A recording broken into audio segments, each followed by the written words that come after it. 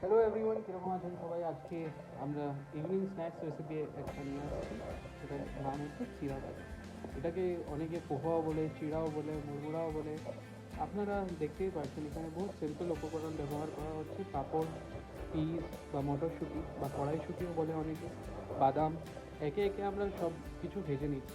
এখানে লাল লঙ্কা আর এখানে চিড়া, সব কিছু আমরা ডোবার তেলে ভেজে নেওয়ার পরে একসাথে আমরা মিক্স করে নেব।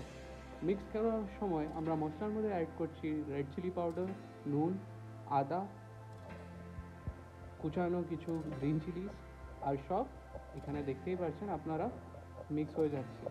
এটা চার সাথে সন্ধ্যার মাহলে জমে যাবে একদম। আপনারা বানিয়ে এটা ট্রাই করে আমাদেরকে নিশ্চয়ই জানাবেন যে আপনাদের কীরকম লেগেছে। ধন্যবাদ। Take care and have a great day.